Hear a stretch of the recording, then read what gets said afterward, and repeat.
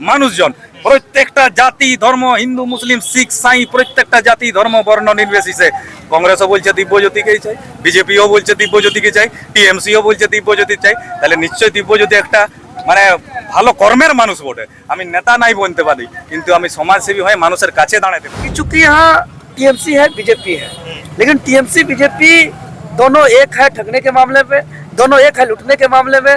दोनों को चिंता नहीं है यहाँ के आम आवाम का, जयपुर के आम आवाम का दोनों का चिंता नहीं है। यहाँ के बच्चों के शिक्षा का दोनों का चिंता नहीं है, यहाँ के बच्चों के रोजगार का। अपनी लगातार क्षेत्रमान भ्रमण करछन, आज भी जो है छेन देवेंद्र दावी माफ में अपनी की अभी 2 दिन टाइम बची है की हाल समाचार আছে যেমন হাওয়া সময় গাইছে। দেখুন পুরা জয়পুর অ্যাসেম্বলি অর্থাৎ জয়পুর বিধানসভার আনাচে কানাচে অলি গলি পাহাড় পর্বত নদী নালা 8 বছরের বাচ্চা মানে যাদের ভোটও হয় নাই কালের মানে ভোটের কার্ড হয় নাই তারাও বলছে দিব্যজ্যোতি।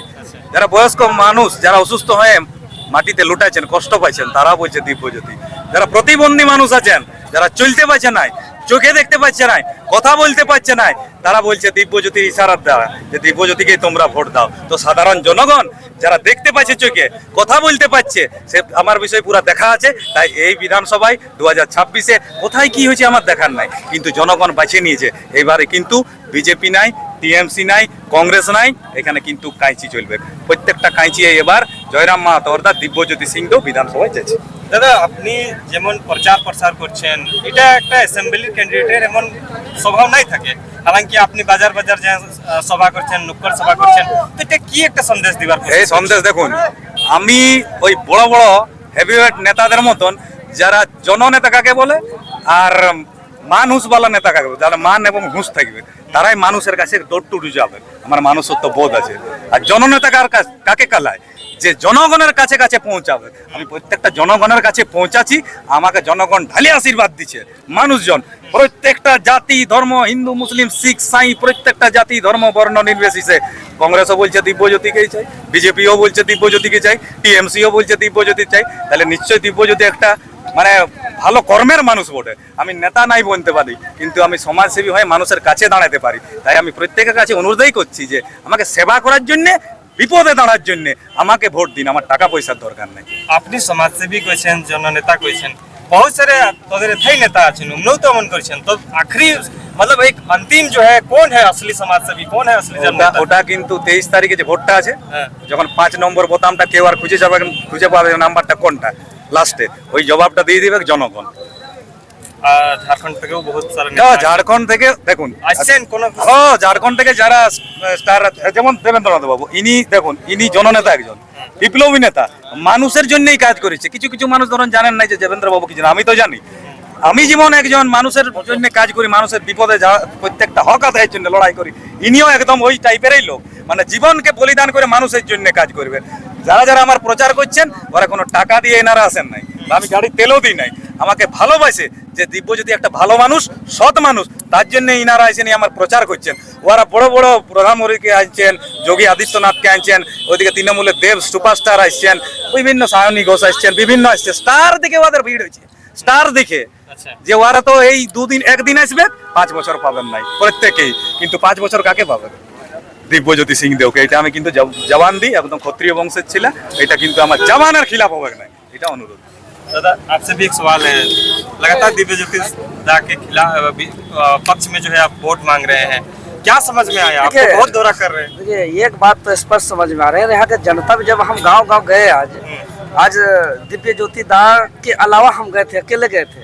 जैसे हमने दिव्यज्योति जी का प्रचार में आए हैं, सबसे पहले आइए आइए। हाँ, कोई बोल रहे हैं कि हमको हॉस्पिटल में मदद किए हैं, कोई बोल रहे हैं कि हमको बच्चा का एडमिशन में मदद किए हैं, कोई बोल रहे हैं कि हमको इलाज का दवाई में मदद किए हैं, तो कोई बोल रहे हैं कि हमको थाना पुलिस में मदद किए हैं, कोई बोल रहे हैं कि भूखे के समय मदद किए हैं, जरूरत के समय मदद किए हैं। मतलब इनका जो एक समाज सेवा का जो जनाधार है, निश्चित तौर पर घर घर है, जंगल जंगल है, पहाड़ पर्वत गली गली है। इस बात को तो हम सामने से देखें, और इसीलिए आज हम सिल्ली से रांची से इस बात को लेकर के हम कहने आए हैं जयपुर वासियों को कि चूंकि यहाँ टीएमसी है बीजेपी है, लेकिन टीएमसी बीजेपी दोनों एक है ठगने के मामले में, दोनों एक है लूटने के मामले में, दोनों को चिंता नहीं है यहाँ के आम आवाम का, जयपुर के आम आवाम का, दोनों का चिंता नहीं है यहाँ के बच्चों के शिक्षा का, दोनों का चिंता नहीं है यहाँ के बच्चों के रोजगार का, दोनों का चिंता नहीं है गरीब के सेवा का, दोनों का चिंता नहीं है यहाँ भ्रष्टाचार मुक्त का।